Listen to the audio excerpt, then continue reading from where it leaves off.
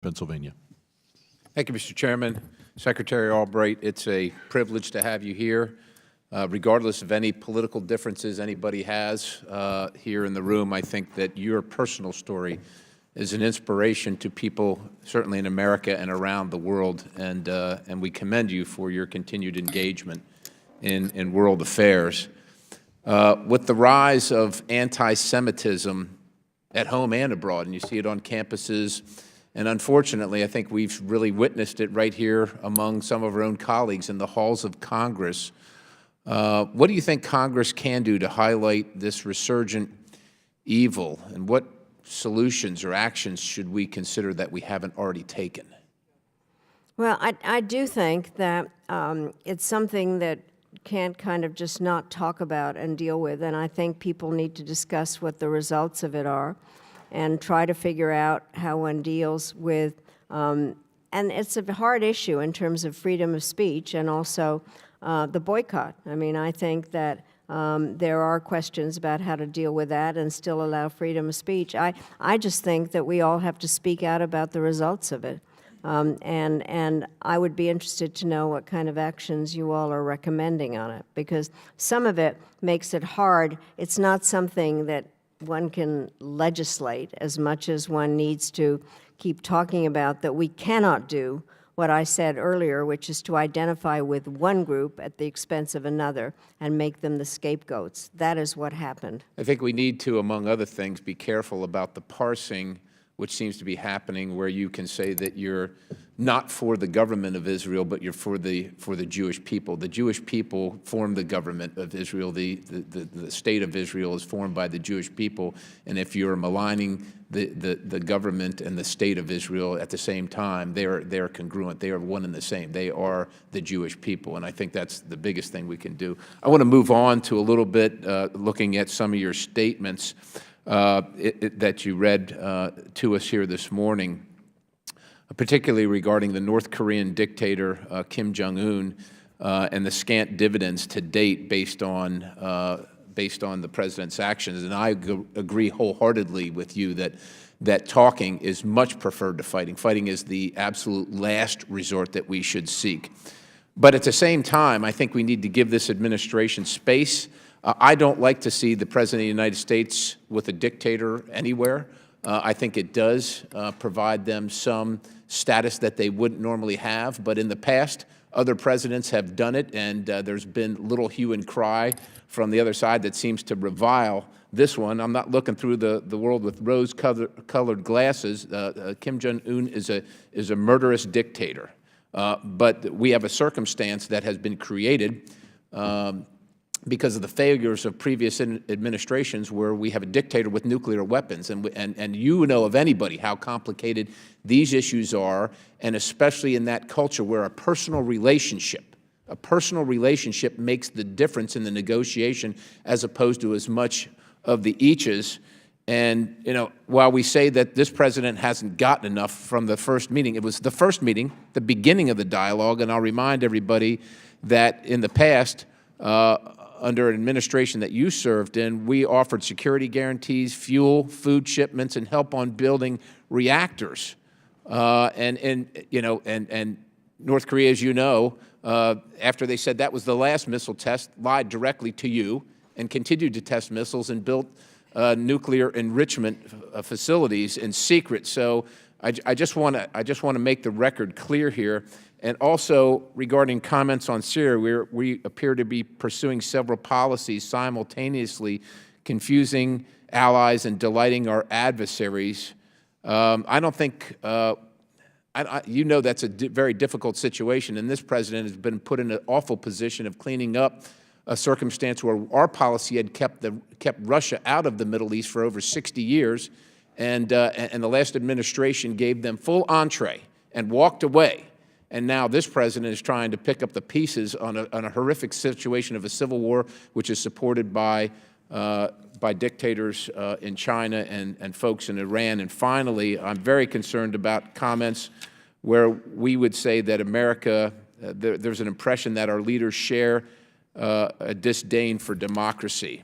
And with the little time I have, this president has supported democracies in Venezuela, put pressure on China, pressure on Russia, pressure on Iran, supported the only democracy in the Middle East, Israel, tried to maintain a relationship with Turkey, bringing back Pastor Brunson, and supported the Ukrainian defense against Russia. This president is a supporter of democracy, and I reject wholeheartedly that is an inflammatory comment that is very dangerous, I think, to suppose or to imply that the President of the United States doesn't support democracy anywhere in the world, including the United States. But I appreciate your input.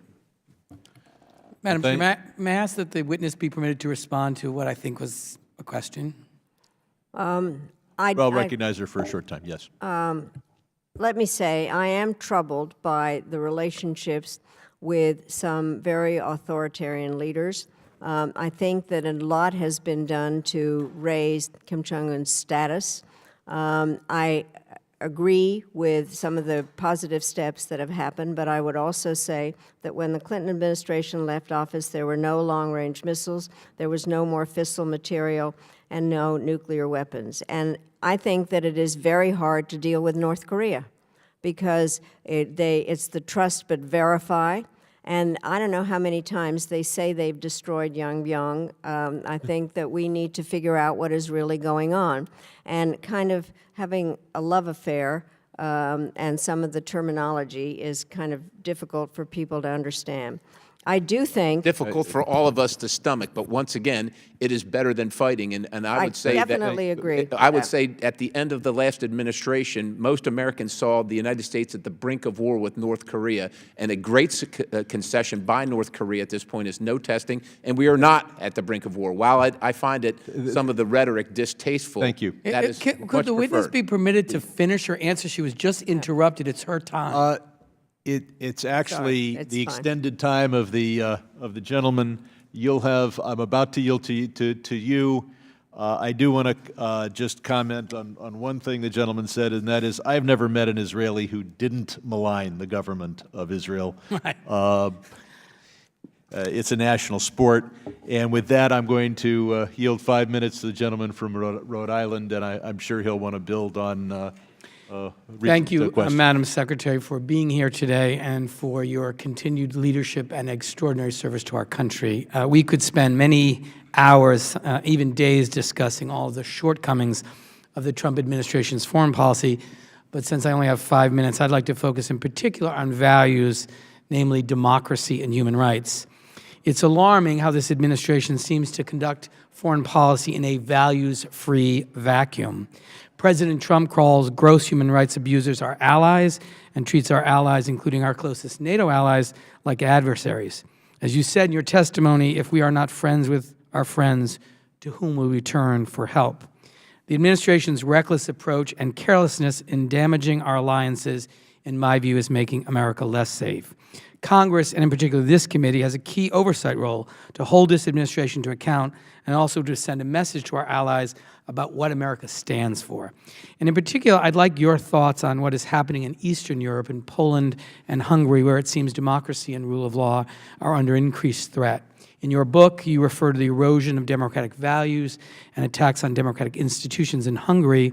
Unfortunately, as you know, Hungary is not an isolated case. We're also seeing worrying signs of democratic backsliding in Poland.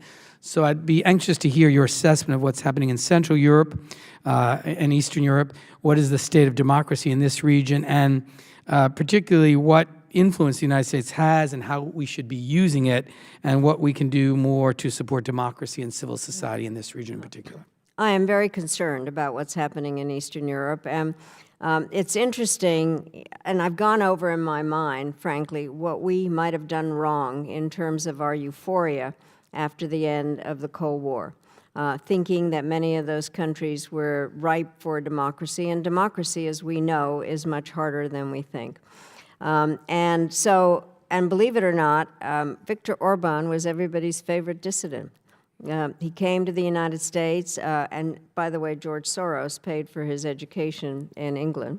And I think he's an example of exacerbating some of the issues that the Hungarians had. I did a survey over all of Europe at the end of '91, and I can't remember all the statistics and the questions, but one I remember is, do you believe a piece of your country is in the neighboring country? 80% Hungarians thought so.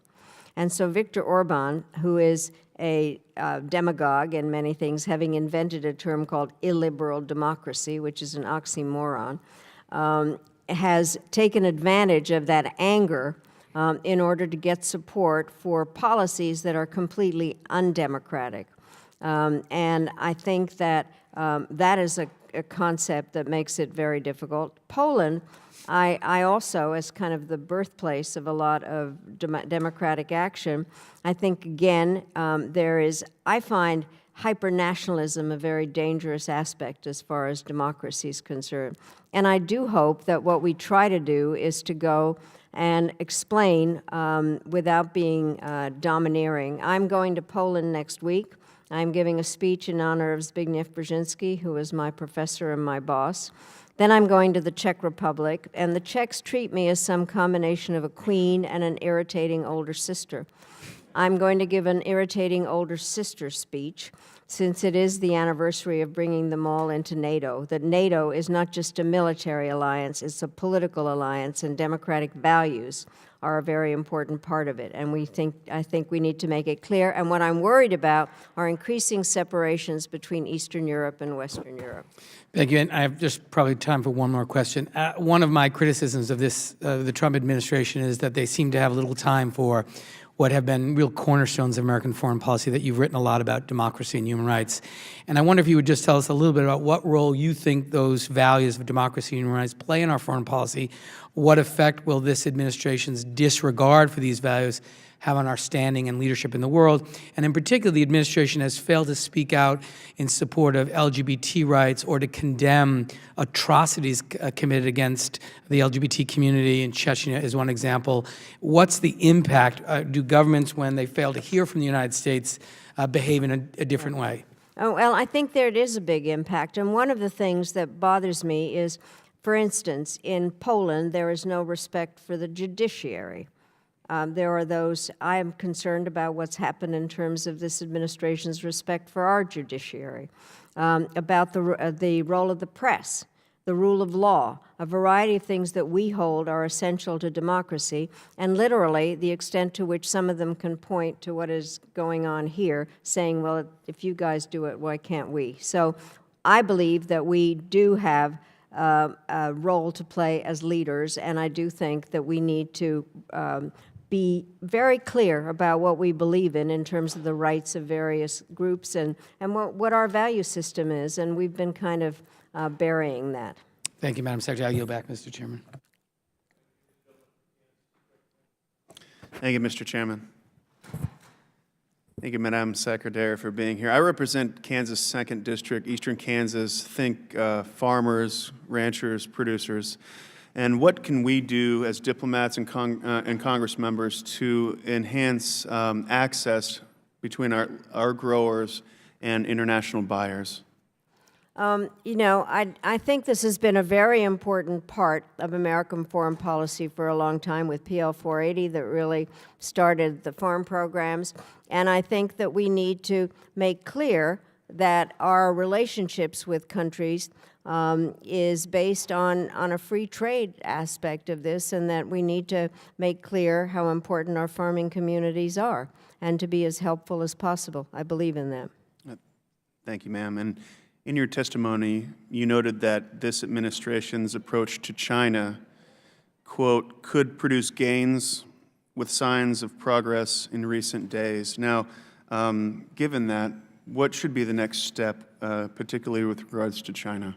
Well, I do think that we've been worried about some of the things they've been doing in terms of our intellectual property and just generally in terms of how they operate. And I think that the trade talks, from what I can tell, have gone fairly deeply and well. They need to be continued. I think there is a question, the President postponed the time of raising the tariffs. And so I think we need to keep pursuing to have some kind of a fair system, but where what we do is to be able to protect our intellectual property. And I do know that they have said they were going to buy more agricultural products, soybeans, so I think that's a good idea. Thank you, Madam Secretary. It's good to see you again. I yield my time, Mr. Chairman. The gentleman from California is recognized. Thank you, Mr. Chairman. And I'll reiterate my colleagues in thanking you, Madam Secretary, for your service, but also recognize, and I think you'd agree with this, the men and women of our foreign services, our diplomats, our civil servants, our aid workers around the world, the tremendous work that they do representing us, and really just want to acknowledge to them that this body appreciates what they do every day, and the NGOs that also project America's soft power and presence around the world. You know, Secretary Albright, in your written testimony, you talked about that there was some concern about the foreign policy decision-making process, and I would second that. And I'll use two examples of, recent examples and also about a year ago. If you think about the decision to withdraw from Syria, I was in the region in December, met with our special envoy to ISIS, Brett McGurk, talked to our commanders in the field, and they're prosecuting their mission very well. Nobody seemed to have any idea that a public statement was going to be made by the administration. If I infer from Secretary Mattis's decisions, did not appear that Secretary Mattis had been consulted. We know from testimony on the Senate side, General Votel had no idea and was not consulted on this. And it's of deep concern. Let's separate the actual decision. There's a deep concern amongst myself, and I hope everyone on this committee, that there is not an interagency process that seems to be taking place as major policy decisions are being made. I would say the same thing about a year ago when a decision to support the Saudis and the Emiratis on their blockade of Qatar, you heard mixed signals coming out of the administrations, Secretary of State, Secretary of Defense saying, no, we're not going to take sides, President of the United States taking sides. And from your time at State, what would the right interagency process look like, and where should we, from an oversight perspective, dive into this? Well, I have been fascinated at the decision-making process and participated in it, so it's one of my subjects that I spend a lot of time on.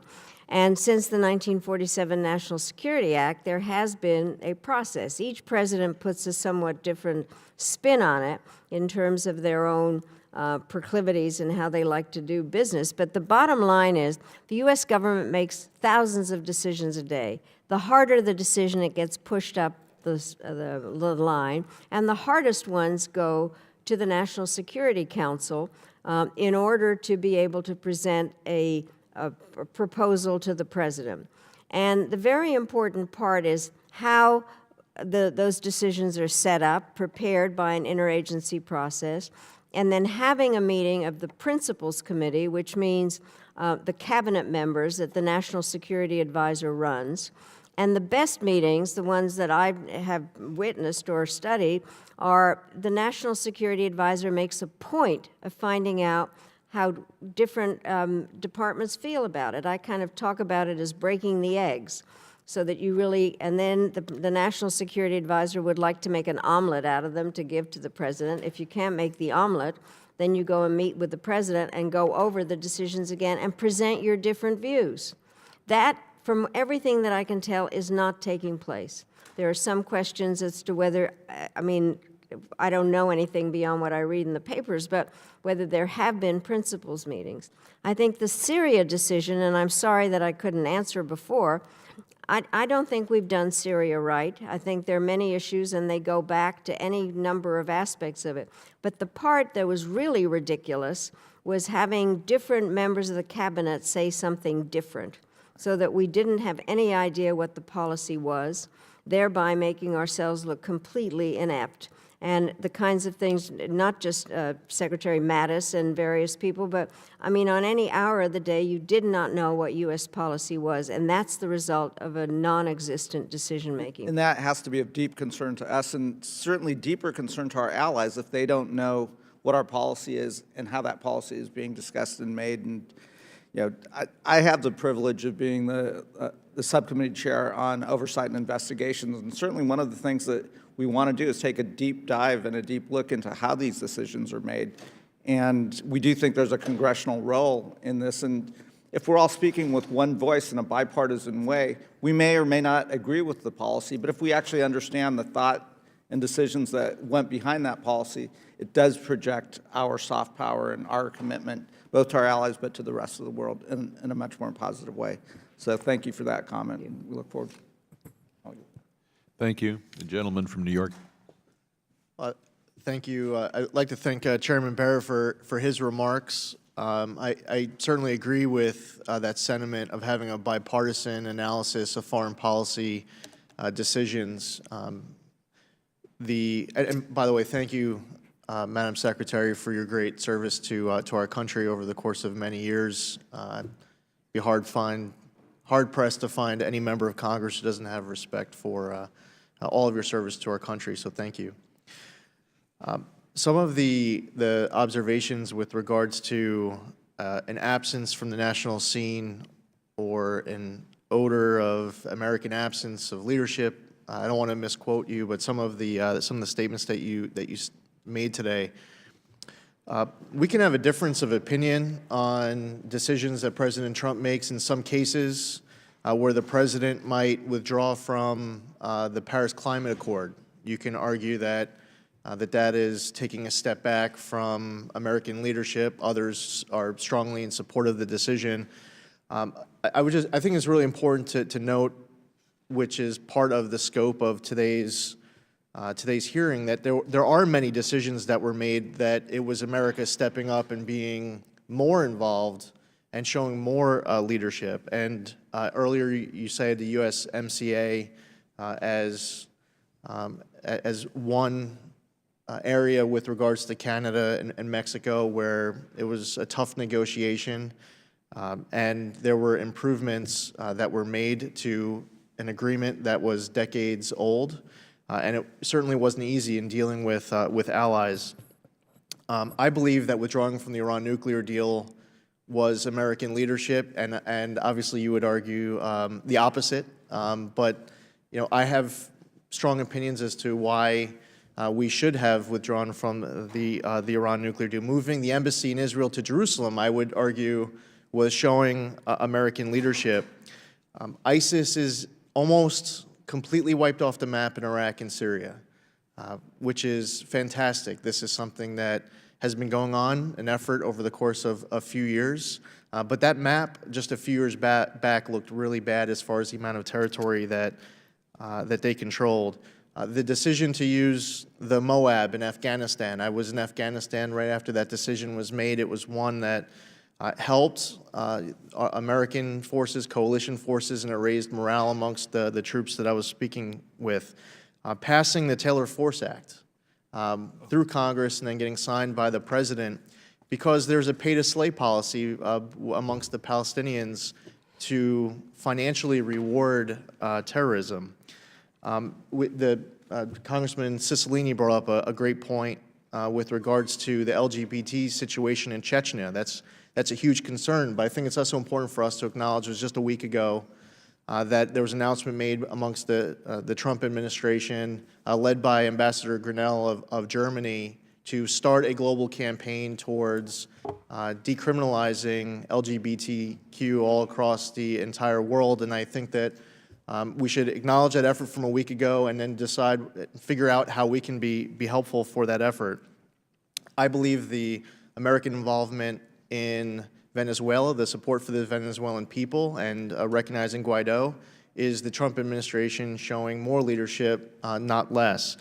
In August of 2017, and with regards to North Korea, the UN Security Council voted unanimously to increase sanctions, and China and Russia ended up voting with us. And I credit Ambassador Haley and her team and the Trump administration for their efforts to get that vote. But obviously, there's a lot of other dynamics and complications as it relates to North Korea. We're having this hearing while the president and his foreign policy team are in North Korea. So while we're having a really important hearing where opportunities are going to be taken to share, it could be frustration or criticism with certain decisions the President we've made, because that's Congressional role with oversight, and it's important for us to do that. I just wanted to use my brief time just to cover a few other topics that are going on that I would argue are important for American foreign policy, even if we might disagree with some of it. So I just think there was a few more topics to add to today's discussion. And once again, thank you for your great service to our country, for being here today, and the United States. Really, I was a couple years younger when you were serving as Secretary of State. An honor to meet you in person, but I think our country is better off that you have dedicated so much time in your life towards the United States and global foreign policy and so many great causes. I yield back. Yeah. Thank you very much. And if I just might say, I do think it's important to think about the unintended consequences of foreign policy decisions, and we all need to work on that more. I believe in executive legislative partnership on foreign policy, and I believe in bipartisanship, and I proved that by being very good friends with Senator Jesse Helms. Thank you. Mr. Espaillat. Thank you, Madam Secretary, for your many years of service and your commitment to our nation and democracy across the world. At this very same committee, last hearing, we heard from Elliot Abrams. He sat right where you're sitting and provided testimony and answered questions regarding the administration's actions and intent towards Venezuela. Despite his attempts at reassuring us, I am still particularly worried about his involvement in our efforts to support the people of Venezuela. This country has a long and dubious history of interfering militarily in Latin America, and Mr. Abrams himself played a particular role in that story. President Trump has frequently appointed individuals who are the antithesis to their positions in making high-ranking positions across our government. Yet, the appointment of an individual who was criminally charged for lying to Congress about his role in arms sales to fund a coup in Nicaragua seems to particularly be irresponsible, even for Mr. Trump.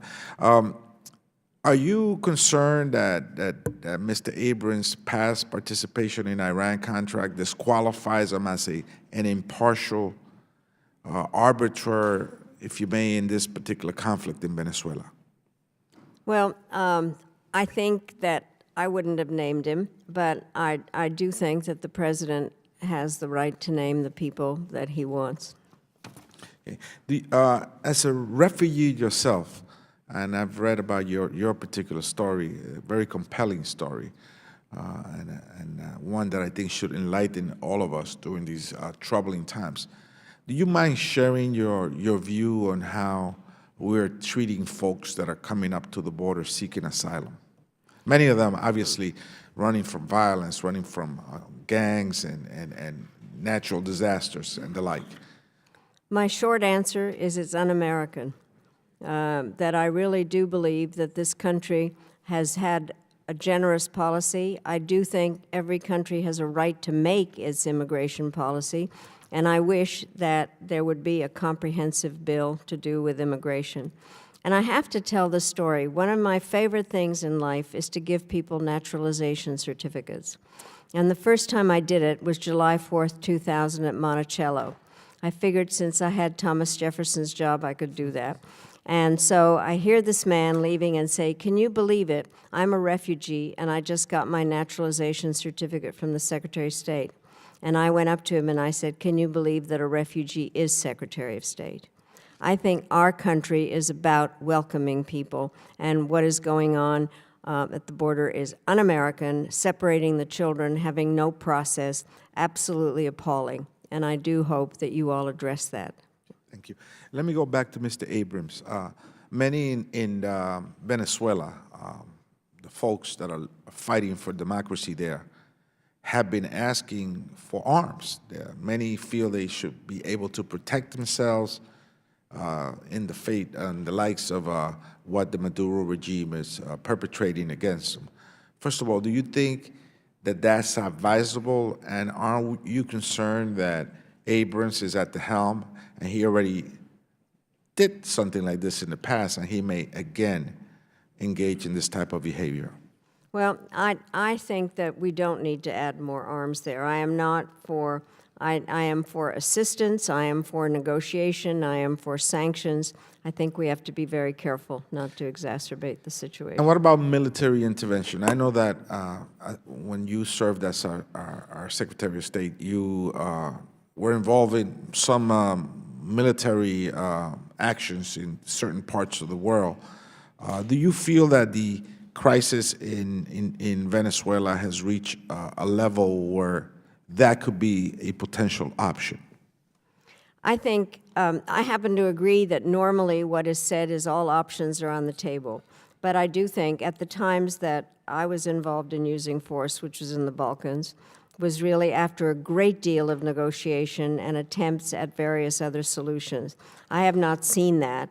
There have been, the way that we brought people to the table at Dayton, for instance, was with very strong sanctions and a number of different diplomatic efforts. And I don't think enough of that has happened at this point. And finally, do you feel that the Maduro regime is a narco regime? I think that it has an awful lot in supporting corruption and a variety of different aspects in Venezuela. And that I think there's a genuine question about what happened in the elections. I think that they certainly have had a lot to do with the drug trafficking and with corruption. Thank you for your service, Madam Thank you. Secretary. Thank you. Thank you, Mr. Yoho. Thank you, Mr. Chairman. Madeline, Secretary Albright, thank you for being here, ma'am. I view this committee as the most important committee in Congress. And I say that because the right and strong foreign policy is good economics policy. It's good trade policy, and it's definitely strong national security. Therefore, welcome to the best committee in Congress. When you look at the world today, it's in the largest flux that we've seen since World War II. There's a tectonic shift in world powers we haven't seen since World War II. Different countries are jockeying for different positions, as we see with the rise of China in the South China Sea and around the way they are going after the ports and strategic areas around the world.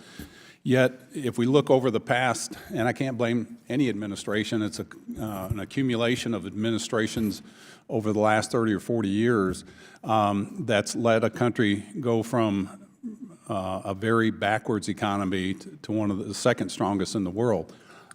Yet some things have been left unchecked. You know, when Xi Jinping came to the Rose Garden in 2015 with President Obama, said that the South China Seas, the land that they were reclaiming, would never be militarized, yet at the same time they're being militarized. Today they are fully militarized. And then we see what's going on in the Middle East, over 70 million refugees, the largest number since World War II, and in our own hemisphere with Venezuela, over 3 million or pushing 3 million. And we're going to have an influx of refugees at our borders this country has never seen before. Stating all that, and the flux, or not the flux, but the assault against Western democracies with what China, Russia, Iran are offering, mainly China, socialism with Chinese characteristics. As far as I'm concerned, it's still communism. It's in their name.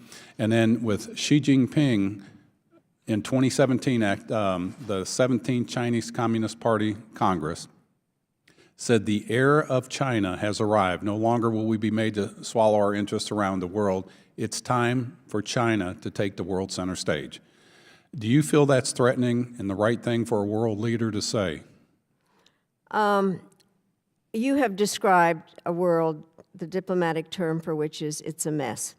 And I do think that there are all those issues out there, and we keep harking back. And I think we need to look at what our various institutional structures are and the relationships. I am very worried with the kind of pulling back of America from a number of roles, that the Chinese are filling the vacuum.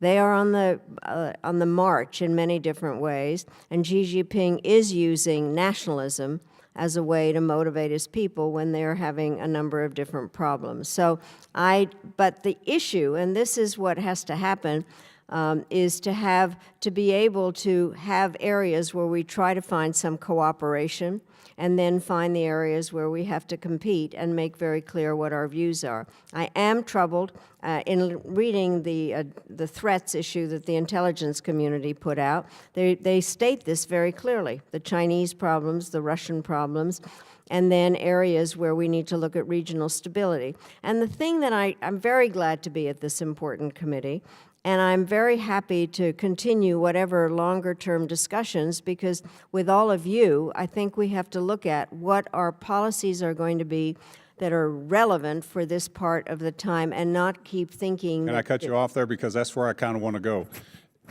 Knowing the change in the world that's going on and all the conflicts that are going on, with your expertise, your history, knowing politics back in the 90s, knowing it today, and it has changed tremendously, what would you advise this committee to direct foreign policy? You know, to counter China on the BRI, we did the BUILD Act to counter that, and this committee passed that, it got signed into law.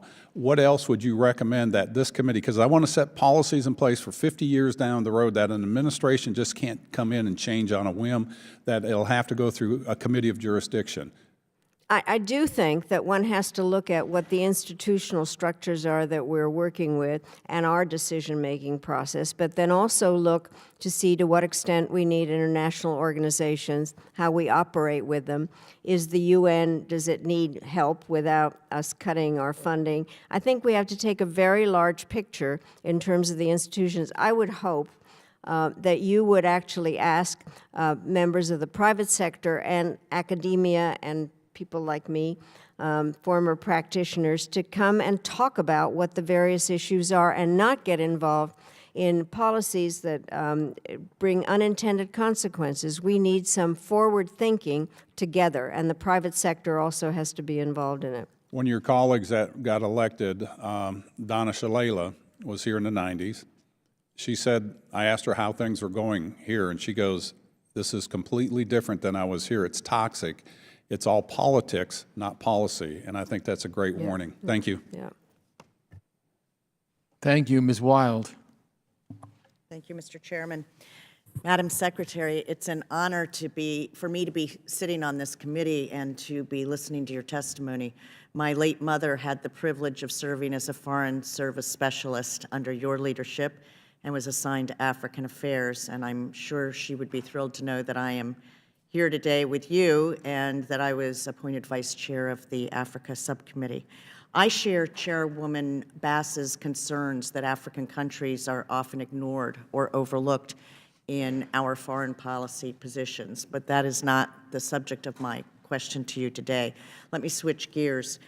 In August of 2017, the Trump administration announced its intention to withdraw the United States from the Paris Climate Agreement, which, of course, as you well know, was adopted in 2016 to create a structure for nations to pledge to voluntarily reduce their greenhouse gas emissions and adapt to climate change.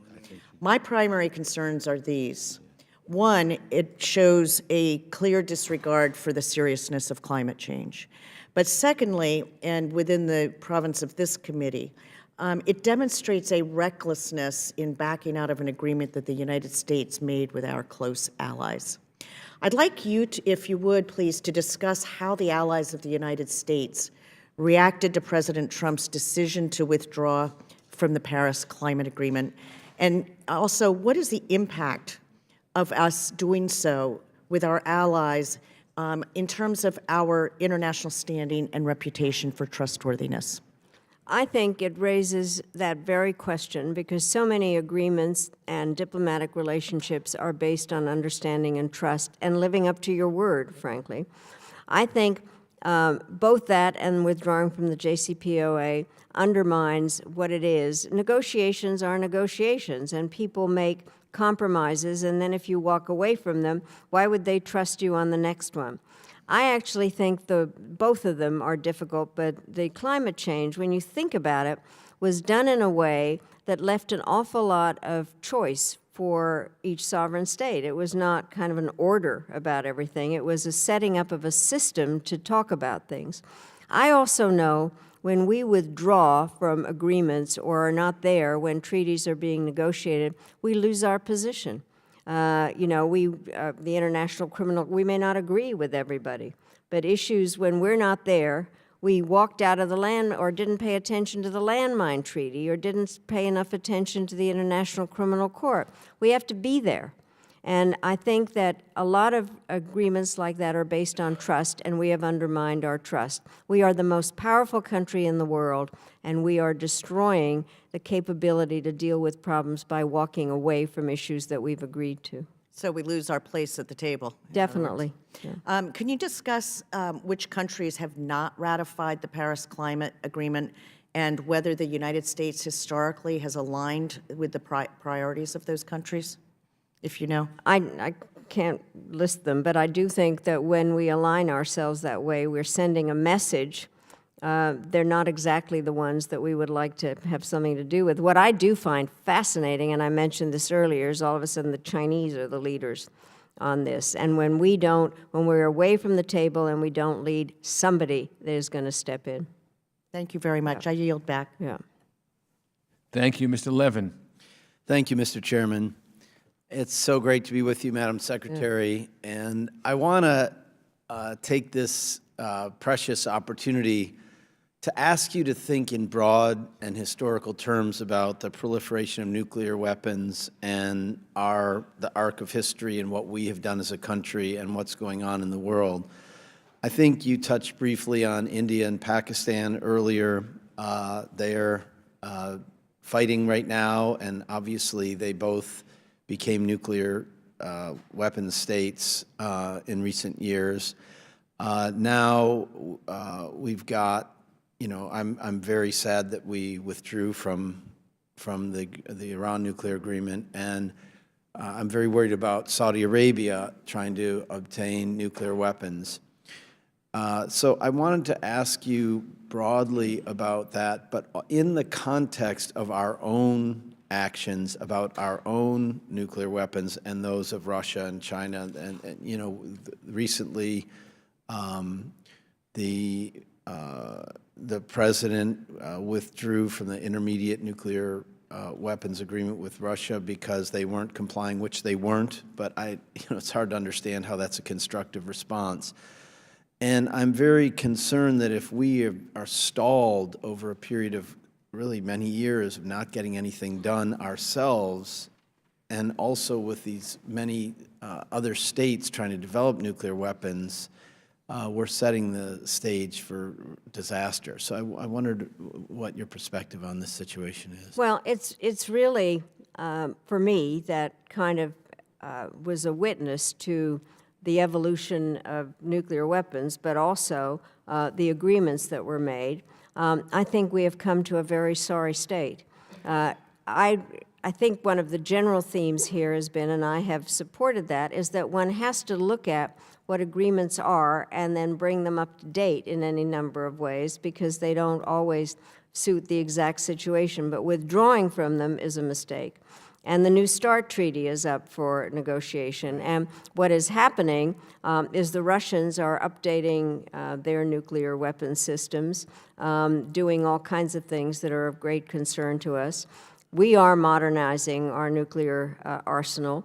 But I think that what it means is that we can't withdraw from things. What we need to do is to update the negotiation on them. I would hope that we could commit ourselves to a New START treaty or to negotiating on the basis of the New START treaty. And I think partially the way that the treaties have been set up, they are supposed to deal with when there is failure and cheating. Withdrawing from them does not exactly help, and it has given an excuse to the Russians to go forward with things. We need arms control treaties. We also need people. There used to be kind of a priesthood of people that really understood all the arms control things. Some of those people are no longer around, but we really do need to give a lot of emphasis to arms control agreements. And it goes back to the previous question in terms of trust and things like that. And I think we're undermining our own strength by not paying attention. The other thing is, Nuclear proliferation is a multilateral problem, and we need to look at it from that perspective. Are you, you know that when we sold nuclear technology to the United Arab Emirates, they agreed to sort of a gold standard of nonproliferation language in that situation. And I'm concerned about the Trump administration possibly selling nuclear technology to Saudi Arabia without that kind of guarantee. How do we, I really appreciate your comments about our own nuclear weapons and agreements with others about that. How do we lead on these problems of increasing numbers of nuclear weapon states? Well, we do have to have an agreement, the 1, 2, 3, to really, and the Saudis, as far as I know, there has been no movement on that. Right. And legally, we should not and cannot sell it to them. But I do think that we need to constantly keep looking at the nuclear nonproliferation regimes that are out there. And they, as I said, require multilateral action. But I think we have to be very careful not to be those that help the proliferation of nuclear weapons. And that has a lot to do with what we're doing with North Korea and the stuff that they're selling to a variety of people. That's what people are concerned about, is some sale from North Korea to more to the Pakistanis or to the Saudis. Thank you so much. I yield back, Mr. Chairman. Thank you, Mr. Malinowski.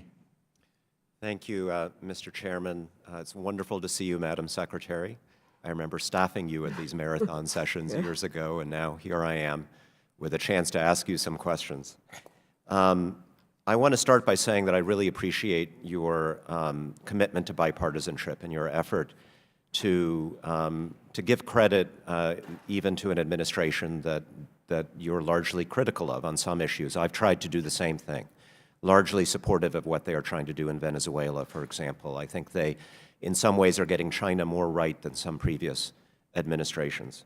But I do want to come back to a question that has permeated our discussion today, and that is what's happening to our moral authority in the world.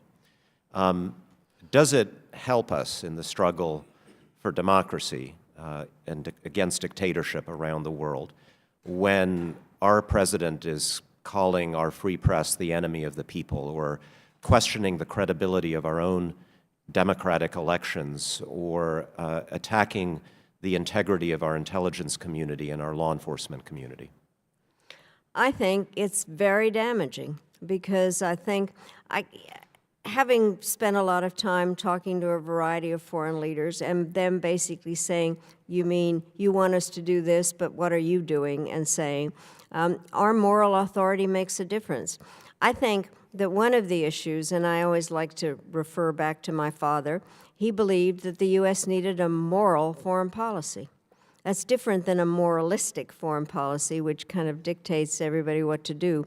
But we do need to have our value system in place. And so, and the press, a free press, is the basis of democracy. You cannot call them the enemy of the people, because it gives Putin a chance to say the same thing.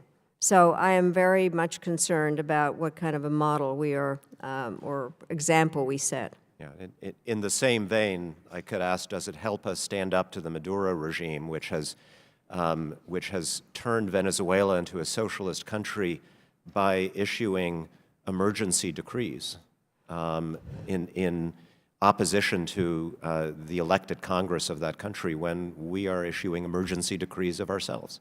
I have been troubled by that, because emergency decrees are sometimes used for the wrong purposes in order to exacerbate problems. I'm very glad that the Congress voted against the emergency decree that President Trump put out. Thank you. On to the Senate. And I think that the bigger picture here, and we haven't really brought this out thus far, is it's not North Korea, it's not Venezuela, these are individual crises. It's that we have two great powers, Russia and China, that are challenging the world order that we built and our moral authority to lead it. And it seems to me we are squandering some of our greatest advantages in that fight, our alliances. with democratic countries that willingly work with us, the example that we set at home, the consistency in the application of our principles around the world. I was there with you in Munich and heard Vice President Pence's speech, and one part of it that really struck me was when he asserted at the very beginning that America is back as the leader of the world, and virtually nobody applauded. Can we be the leader of the world if nobody follows? No.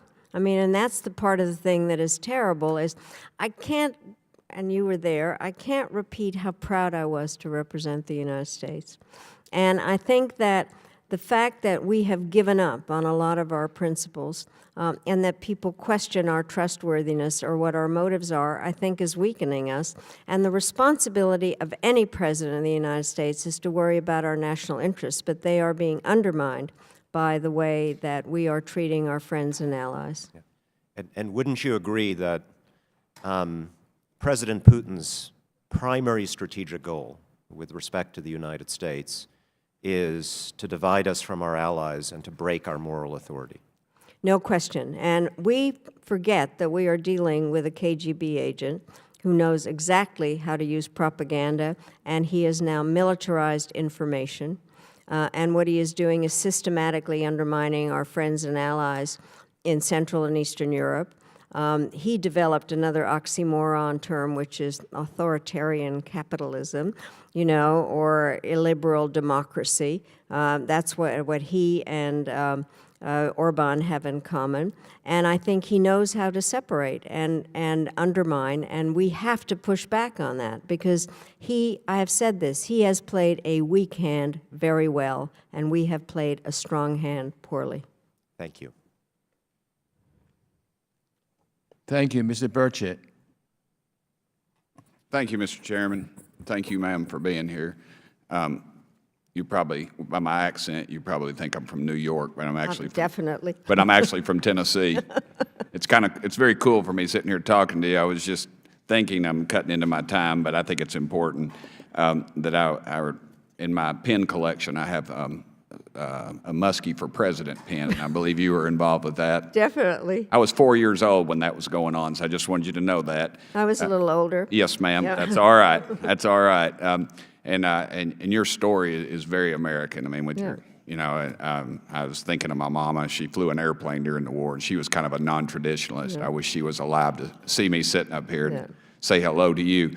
But my question has to deal with China, and it dealing with their telecom giant. I believe it's pronounced Huawei. Huawei. Okay, thank you, ma'am. And as the carriers prepare to roll out the 5G wireless networks, officials have raised some concern that Beijing could use Huawei to spy on our various networks or even to disable them. That's been reported in a couple of instances. But this has led, of course, the Trump administration to press our allies to avoid using their equipment. I was wondering what your take was on that, and do you see them as a national security threat?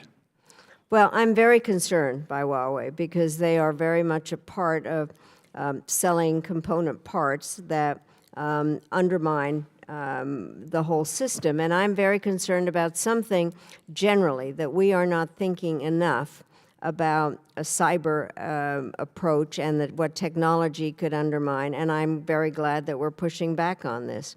But it's a problem because our friends and allies do have the same systems, and we have to figure out how to work with them on that. And by the way, I do think we need to also begin to look at some rules of how cyber works. So, you know, we had a conversation about arms control. We also have to think about what the next threat, and a lot of this has to do with technology, and there need to be some rules about that. I am concerned about Huawei.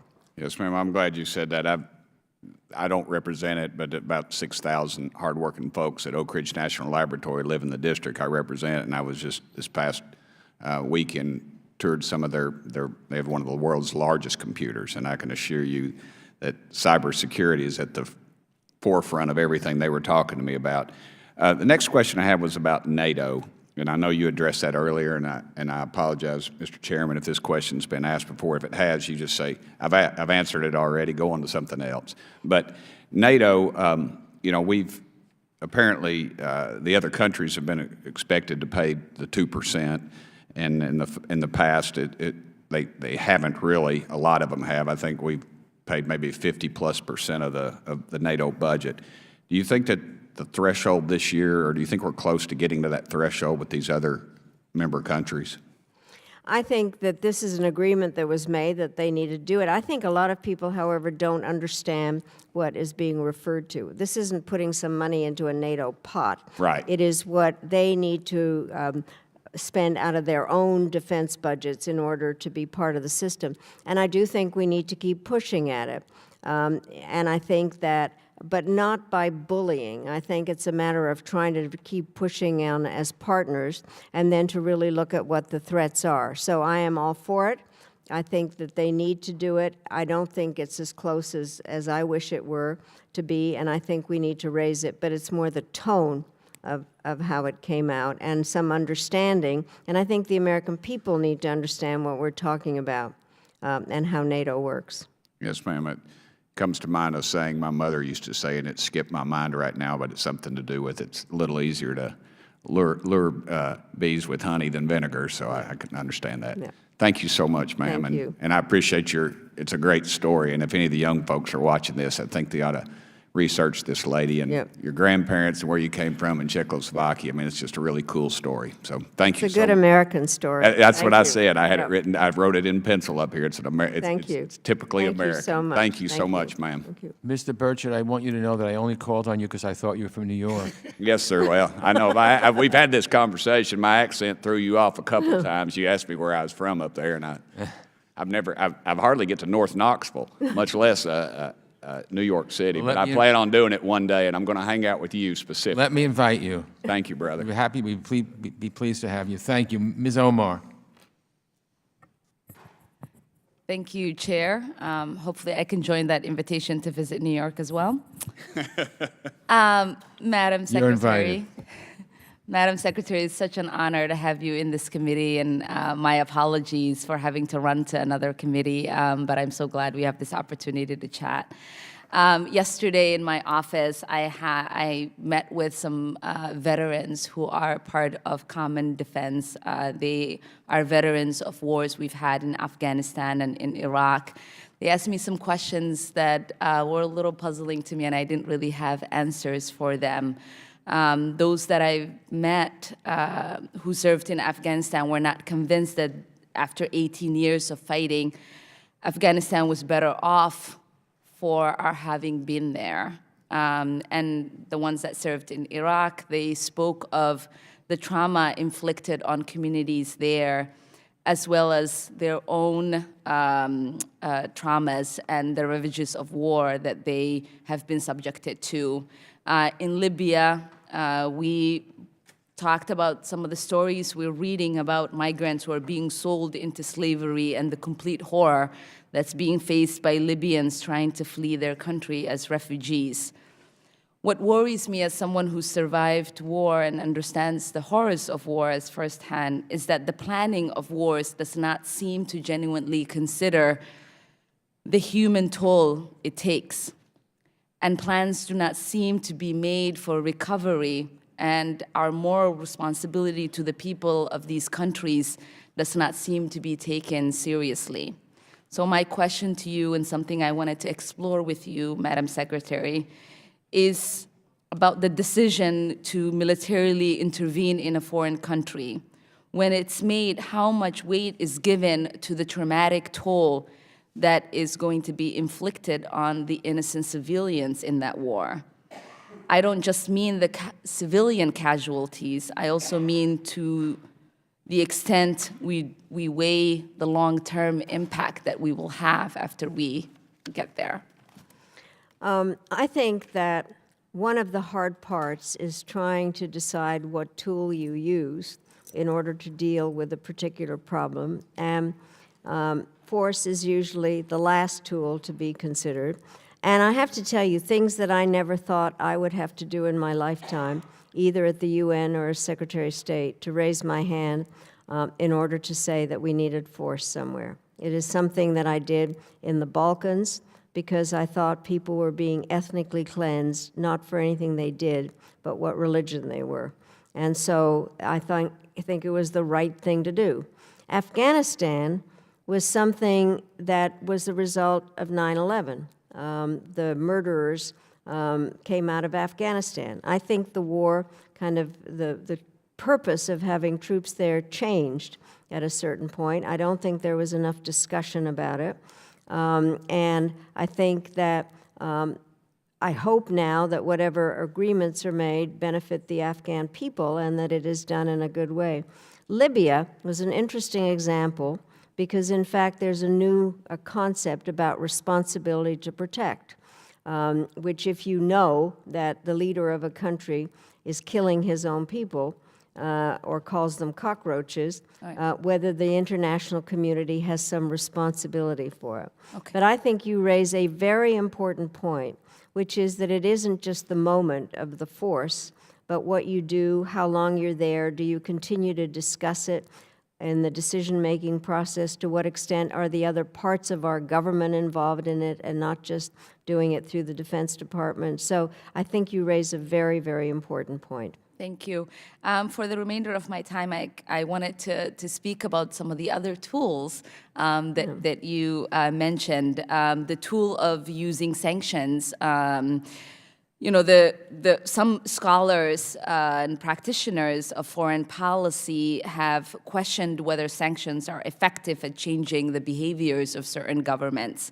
There's also a perception that sanctions are easily avoidable by the rich and the powerful, that individuals that we target in using those sanctions. So I wanted to ask you, do you believe that there is a risk in enacting sanctions because of the real and perceived harm done to the people of the country? Is it possible that the use of sanctions undercuts our national security by furthering anti-Americanism in the countries we target with sanctions? I can't wait to go back to my class and tell them the questions you asked, because I talked about sanctions as a tool on Monday in class. And part of the thing is that there are not enough tools. We're the most powerful country in the world, and there are not a lot of tools. And sanctions get chosen often as kind of the middle tool, more bite than diplomacy, less bite than force. We have learned a lot about sanctions. We have learned that comprehensive sanctions, which we did in Iraq, hurt the people and began to look more at targeted or smart sanctions. I think there are times they do work because what you're trying to do is change the behavior of a country. They need to be assessed at various times. The question is, when do you remove them? Who is really affected by them? But it goes back to another whole question is, does the United States get involved when we see terrible things happening in a country? Do we have a responsible international role? And I do believe in the importance of American action, and the question is which tool you choose. But they need to be assessed. It needs to be discussed about how they work together, which ones do you use when. But sanctions often are the tool of choice for the obvious reasons, but I do think they need to be assessed in terms of whom they really affect. Thank you, Mr. Thank you for your question. Thank you for giving me the extra time. I really appreciate it. Thank you. Thank you. Thank you, Mr. Allred. Hello, Madam Secretary. It's good to see you again. Thank you for being here today. I want to just say that I think that your story is the epitome of the American dream. And to anyone who is watching, who doesn't know your story, I would encourage them to learn about what brought you to the United States and the work that you've done here. And I want to thank you for a lifetime of service to our country. And you know, I'm increasingly concerned that future Madeleine Albrights might not see their future in the United States, that our light abroad is dimming. And I represent an area that is deeply tied to our foreign relations and our foreign affairs. We are an area that has benefited from trade, and so when we pull back from trade or enact tariffs, it hurts my region, hurts our economy. We are an area, and I've spoken with a lot of business leaders in my community who want the best and the brightest in the world to come to North Texas and to work in our businesses there, and they are deeply concerned at the decrease in foreign students coming to some of our universities. And Texas, of course, has some of the largest ports in the country. In North Texas, we have one of the largest airports in DFW, so we are an international hub. And so what happens in our foreign affairs deeply affects my district and my state. And I wanted to ask you, and I know you've worked on this and spoken about this, and maybe you've spoken about it today, and I might have missed it, but I wanted to ask you what we can do in Congress to better inform the American people about the effect of our foreign policy on our domestic tranquility. I have to say, it is the key point of all of this. We're such a large country and think that we're not affected by foreign policy. And one of the things that I've tried to do is make foreign policy less foreign in order to have people understand that our well-being depends on having international relations, of having a foreign policy. And so I do think that what is very important to do is to spend time explaining in everybody's district, which is how are you benefited by trade or foreign policy, or if there is terrorism somewhere, to hope that it doesn't come to America, any number of different aspects of it. And I have said, and I'm happy to repeat this in front of everybody, I am very willing to go to people's districts to try to explain why foreign policy affects our domestic life, that in this day and age, every American is somehow affected by what happens abroad.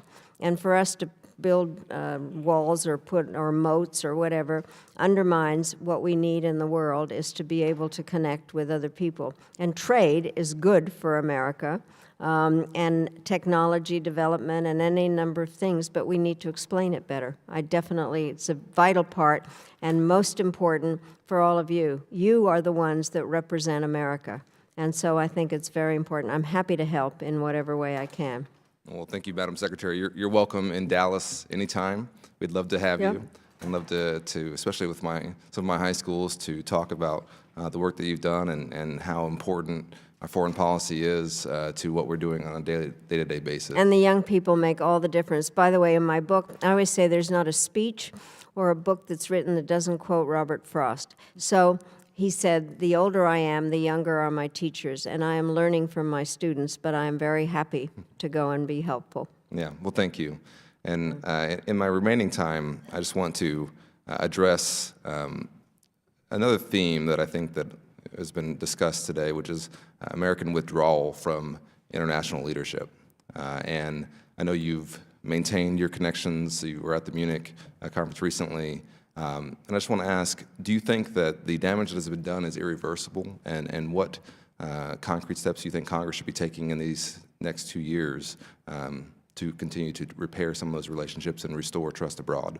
It's not irreversible, but it requires contact and experience, which is why I think having so many of you go to the Munich Security Conference as being very important. And I also hope that you all meet with your counterparts, parliamentarians from other countries. And the National Democratic Institute, we're very interested in rule of law, in the role of the legislative branches. And I just flat out invite you now to come with us on some of our election observing missions and to do a variety of things. They need to see what America really looks like and how you want to be helpful in this, and that we need to have leadership. So please, I think it's CODELs, I was talking about that earlier. I think it's a very important part.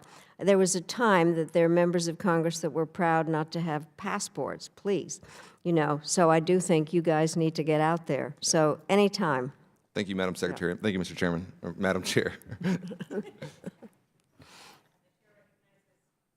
The chair recognizes the gentleman from Maryland, Mr. Trone. Madam Secretary, thank you again for your patience today. It's been a long day today. It's a lot of fun, I have to say. I've been really struck by your tremendous leadership with compassion, leadership with civility, and leadership in bipartisanship. And I'll tell you, that's all in short supply here. Yeah. So thank you very, very much. We talked about, to follow up on Mr. Malinowski's point earlier, about America's reputation. And we think about how President Trump in Venezuela has held them to standards, held Maduro, and held his feet to the fire. But at the same time, to juxtapose that, in the Philippines, in Russia, in Korea, we've had elections stolen. We haven't held anybody to the fire of truth. And do you think that lack of consistency causes us irreparable harm and to our reputation? I think it does, and it's very hard to follow. I mean, the hard part is to figure out what the strategy really is. And even though there's documents, I mean, what I found interesting is that the Trump administration put out its national security strategy very early. The question is, to what extent is it being followed? And we do confuse people very much. And I think it goes to the points about trust, what our leadership role is, what our relationships are. And I do think consistency is something that would help. Yeah, it really drives at competence. Yep. Yeah. End of the day. Talk about Saudi Arabia a second. I've been concerned that you mentioned earlier the bone saw, the situation with Khashoggi. We think about what's happened with Qatar. We think about the dissidents that have disappeared in Saudi Arabia and taken away. We think about the theft of probably $100 billion from other Saudis, locked them in the hotel. We think about the Prime Minister of Lebanon, who's been kidnapped. And then we think about Yemen. Over 100,000 folks have dead, probably 20-some million at the brink of starvation. We have a 33-year-old crown prince that's, the country's been our ally, but we have a tremendous amount of arrogance, perhaps driven by age, perhaps driven by wealth beyond imagination. What should we be doing about this? Should we just say, oh, it's okay, and let it go? Because once we do that, my concern is, for 50 years, your grandchildren and their grandchildren will have to deal with this. I think the hard part about statecraft is trying to figure out how you say what is your value system, what you believe, everything, and at the same time recognize that sometimes you have to have a relationship with a leadership that you disrespect or don't like or whatever. I think we need to make very clear that the actions that you've talked about are unacceptable, and at the same time try to keep a relationship with Saudi Arabia. That is very hard. That does not mean selling arms to them, but trying to sort out how you can do both things, kind of this, at the same time. And basically, I do think that we need to keep calling out what had happened on Khashoggi and what our intelligence communities have been saying, and not deny that those kind of things are going on. But it's Franklin Roosevelt who established the relationship with Saudi Arabia. Never was simple. We need to figure out where we have to tell it like it is, and at the same time maintain some relationship. I have felt it's a mistake always to cut off relations with a country or not have that conversation, because that's what diplomacy is about. Well, I agree with you. I think we need to continue the conversations and be relenting in our open discussion of what was right and what wasn't right. But at the same time, I don't think we should just accept the fact that this behavior can go on unchecked. No, I agree. And I think kind of having normal, smiley discussions with the Crown Prince is not the way to go. Anything we can do to mitigate the damage to the America First policies? I think by recognizing that we believe in partnership with others. But that is, again, I don't mean to put everything on your shoulders, but I really do think that the role of Congress in this is key. And when you all can explain what we're really about, I think it makes a big difference. Your role in all national security policy and the kinds of things that people say.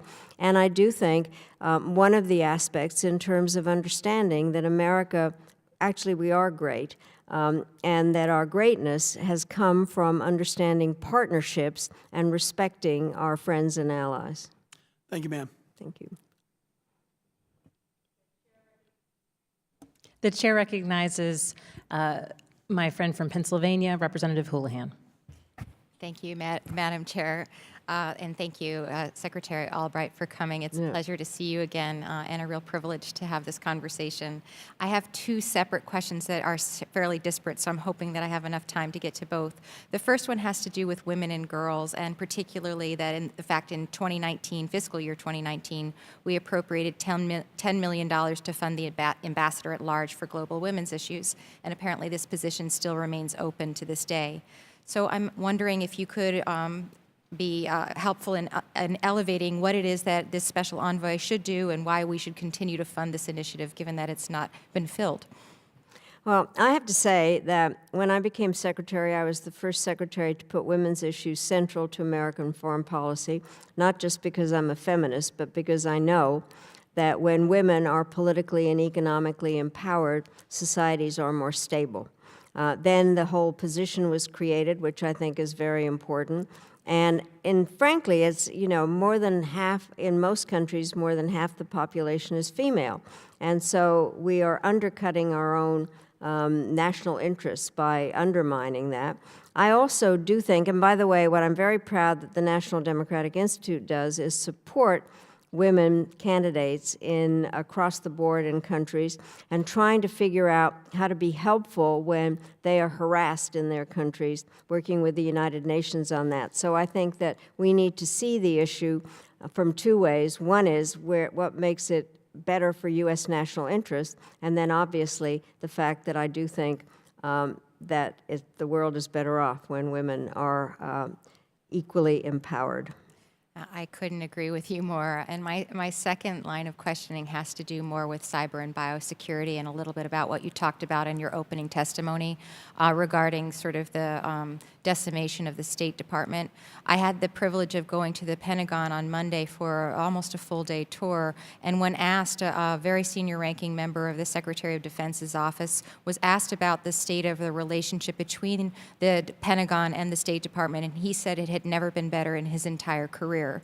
And he thought that there were no problems and no hiccups in their relationship. And so I'd love it if you could talk a little bit about the sort of line level and staff level state of affairs in the State Department, and also how it relates to cybersecurity and our ability to stay secure in that space. I do think the importance of a relationship between state and defense is essential.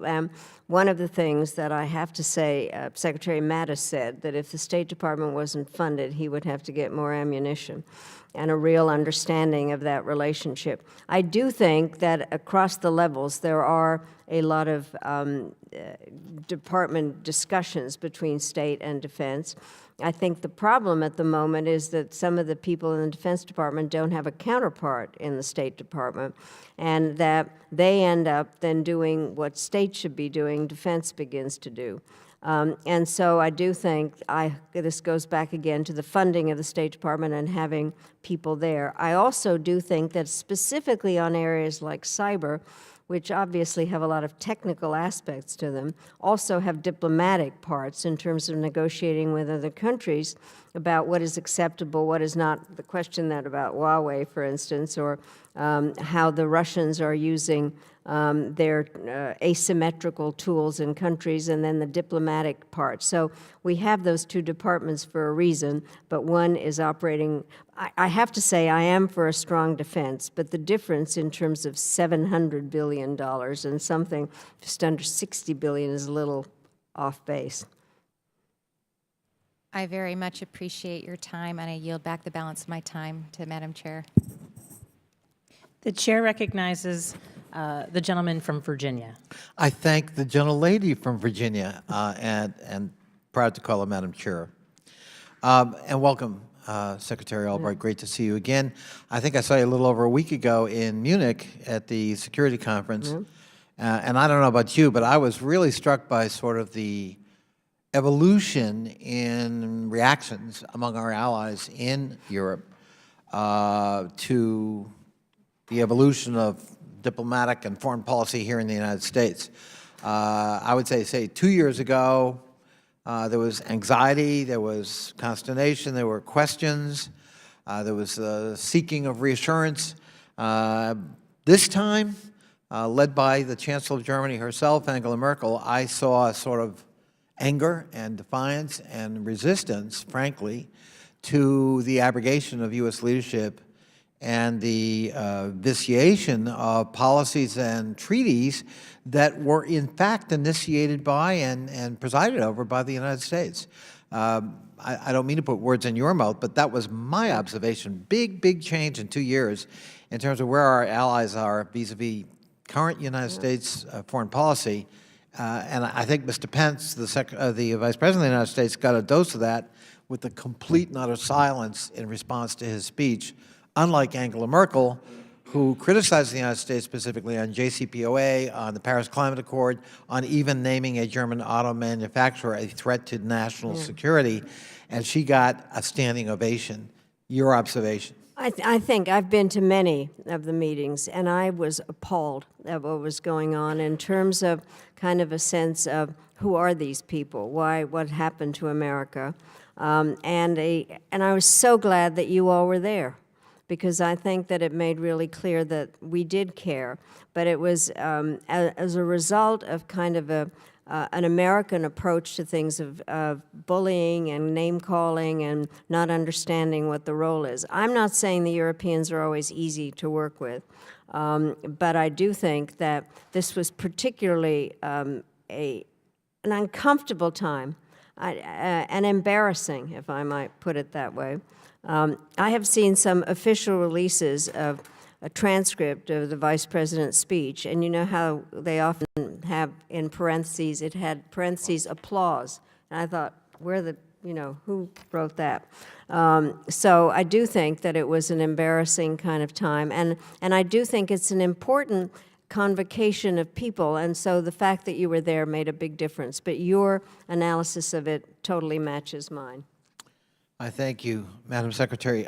If I may, in my remaining time, I want to talk about refugees. One of the most disturbing aspects among many in the foreign policy of this administration is its hostility toward refugees. Here we are, the Statue of Liberty. You come from a refugee family, Madam Secretary, as do millions of Americans, and yet we've gone from 100,000 level of refugees under the last year of the previous administration to a proposed ceiling of 30,000 in this next fiscal year. What's wrong with that? What's wrong with limiting the number of refugees? And what are the consequences of doing that from your point of view, having served, of course, as Secretary of State? Well, first of all, I think it's inhumane towards the people that want to come in and the many refugees that have been created. And so I think it's frankly un-American. We are a humane society. People want to be helpful to each other. I think that the other part that makes it a problem, and we're not the only country, I think, that is being less than generous on this. It makes it very hard when Americans say, you need to let in more people, and meanwhile we're cutting our own numbers. So we are losing our authority on it. I do think it's very important for there to be some comprehensive immigration legislation. I think it is a complicated issue, and as you know, there are distinctions between refugees and immigrants and a number of different aspects, and there are a lot of studies that have been done. I have been a part of a lot, and how technology can now help in identifying people, any number of things. And there's a commission. I will be very happy to send that report over. But I'm appalled, frankly, and I describe myself as a grateful American. And everything about the possibility of having come here as an 11-year-old and understanding democracy in America's role. So I do think we need to do something to really not have the Statue of Liberty weep. And speaking of that, and then I'll end, but I welcome your support. I've introduced a bill called the Lady Liberty Act, picking up what you said, which, by the way, is H.R. 6909. And that would say, oh, no, the president gets to set the limit, as he does currently. However, that limit can never fall below 100,000. Yeah. And welcome your input, and if not your support, on trying to get that bill to the floor. I thank you, and thank you, Madam Chairman. Thank you for doing that. I'll recognize myself for 5 minutes. And Secretary Albright, it is such an honor to have you here with us today. I thank you for your time, and I thank you for the opportunity to ask a few questions. I'm a former intelligence officer, and some of the greatest accomplishments of my life have been knowing that the information I was out collecting would inform our diplomats and our policymakers on issues that are complicated and difficult and nuanced. And last month, following the intelligence chief's annual threat testimony, you said you were stunned by the president's immediate and vehement dismissal of their assessments and by his overall regular attacks on the integrity and the tradecraft of American intelligence officers. I am deeply concerned about what appears to be a growing disconnect between our political and our intelligence leaders, in particular because I see that it undermines the ability of our lawmakers, of our diplomats, of American leadership to make informed, strong, quality decisions based on intelligence that was collected by people, by Americans who risked their lives to get it. And in light of this week's summit on North Korea, my question is, do you have an opinion of how we as members of Congress can help ensure that the White House is receiving and considering the intelligence as part of the administration's policy formulation? And if that's not possible, as a former diplomat and as a teacher, do you have recommendations for what we, as members of Congress and as those with a platform within our own communities, can do to ensure that the American population understands the value of intelligence in the way that it informs, and the value of diplomacy in the way that it helps protect our communities and the way that it is a vital portion of our national security efforts? It is a key part of our national security efforts. And well, first of all, what I truly miss not being in the government is the intelligence. And I would read the papers, and then I'd come into my office, and there'd be the State Department INR part, and then the intelligence person would come in and brief me and read the PDB and all kinds of things. And I always thought, gosh, I wish I could spend hours all day doing this. But the greatest respect for the intelligence community. I also, Leon Panetta at the time asked me to be on the CIA External Advisory Board, which I did with General Petraeus and John Brennan. I'm no longer on that. But it was a way to understand what the intelligence community did, and I think something that's very important in terms of all the work that's done on open source and all the information that's out there, and that it's impossible for the government to operate without having that kind of knowledge. And I think that what needs to happen is obviously the funding of the intelligence community, but also the respect for the intelligence community. And I think one of the things that the External Advisory Board was there to do, because that's what Panetta thought, was to try to explain it more to Americans. And I think that that needs to happen, is that it shouldn't, not the product so much, but the fact that it's important. How can you possibly make policy without both kinds of intelligence, frankly?